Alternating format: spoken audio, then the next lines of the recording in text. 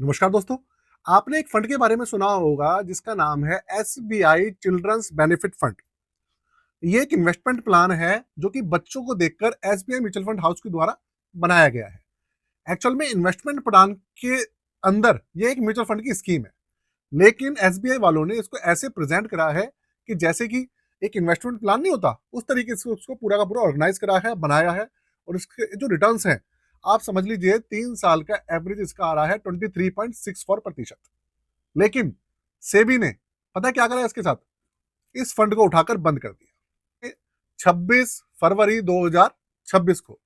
अब जितने भी लोग इसके अंदर एसआईपी करके बैठे थे, इसके अंदर लमसम करके बैठे थे, उनकी जो इन्वेस्टमेंट थी, अब आज के बाद उनकी एसआईपी, उनके अंदर फ्रेश इन्वेस्टमेंट सब कुछ डिसकंटिन्यू हो चुकी है। अब एक्चुअल में इसके पीछे कारण क्या है? क्यों सेबी ने ऐसा डिसीजन लिया है? क्यों इतना अच्छा म्यूचुअल फंड की स्कीम जो कि स्पेशली बच्चों के लिए थी, उसको उठाकर सेबी ने डस्टबिन में डाल दिया है? जानेंगे। और ना जाने ऐसे लाखों परिवार होंगे जिनकी एसआईपी चल रही थी, जिनकी इन्वेस्टमेंट थी इसके अंदर, और उनको बहुत ज्यादा दुख होगा जब वो ये वीडियो देखेंगे। तो दोस्तों, इस वीडियो को अपने दोस्तों को, अपने जो दूसरे रिलेटिव हैं, उनको जरूर भेज दीजिएगा, जिससे कि जिनके पास ये फंड है उनको भी पता लगे कि भाई इस फंड के अंदर एक्चुअल में चल क्या रहा है। ठीक है, बहुत इंफॉर्मेटिव वीडियो है, एंड तक देखिए। कंप्यूटर स्क्रीन आपके सामने चालू हो चुकी है। आप फंड का नाम देखिए, SBI children funds investment plan. ये पूरा का पूरा इस फंड का नाम है। और अगर मैं उस न्यूज की बात करूं जिसके अंदर ये पूरा का पूरा पब्लिश हुआ है कि भैया चिल्ड्रंस कैटेगरी बंद हो रही है, वो भी मैं आपको दिखाऊंगा। पहले जानते हैं ये फंड किस तरीके का है, ये जानते हैं। देखिए, 5 स्टार रैंकिंग का ये फंड है। दूसरी बात, 3 साल का एवरेज अगर देखेंगे 23.64% है। और आप देखिए, इसका एनएवी अभी 46 रुपए 57 पैसे पे चल रहा है। और अगर मैं बात करूं इसके रिटर्न्स की, तो आप देखिए इसका रिटर्न्स बहुत ही अच्छे रहे हैं। आप ये देखिए, 5 साल के अंदर 27.99% के रिटर्न दिए इसने। 3 साल में आपने 23.64, 1 साल में 16.5%। आप सोचिए, पिछले 1 साल में small cap, mid cap, large cap सबकी हालत खराब है, और ये फंड फिर भी इतने अच्छे रिटर्न निकाल के दे रहा है। 6 महीने में करीबन 3%, 3 महीने में थोड़ा सा नेगेटिव है, और 1 महीने में 1.64% के पॉजिटिव रिटर्न इसने दिए। ये देखिए, ये आपके सामने पूरा का पूरा इकोनॉमिक टाइम्स का पूरा का पूरा आर्टिकल है।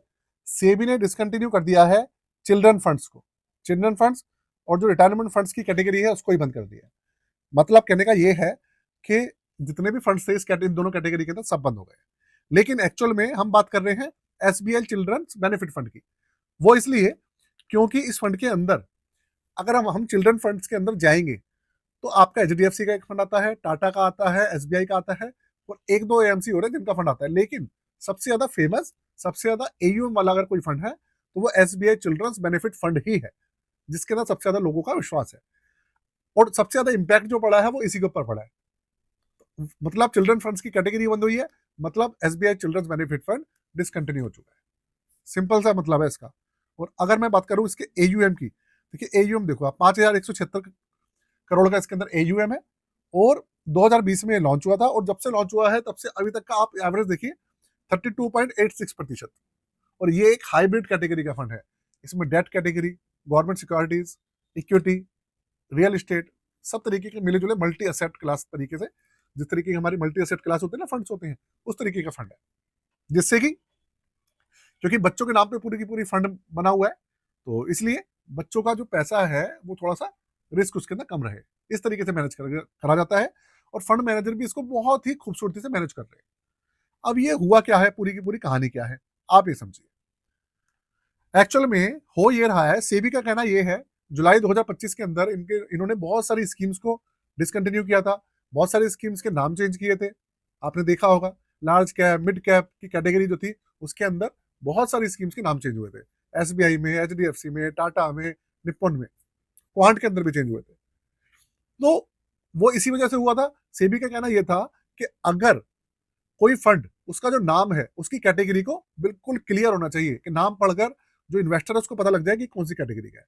साथ में सेबी ने यह भी कहा था कि एक कैटेगरी के अंदर सिर्फ और सिर्फ एक ही फंड लॉन्च कर सकती है कोई भी एएमसी। लेकिन एएमसी कर क्या रही थी, सेम कैटेगरी के अंदर नाम बदल बदल के बहुत सारे फंड लॉन्च कर रही थी, जिसके अंदर अगर आप असेट क्लास देखेंगे, उसकी असेट एलोकेशन देखेंगे, तो वो बिल्कुल सेम रहती थी फंड्स के अंदर। स्टॉक्स भी सेम रहते थे, एलोकेशन भी सेम रहती थी, large mid but small cap category वो भी सेम रहती थी, हल्का फुल्का सा फर्क करके लॉन्च कर दिया करते थे अलग नाम से।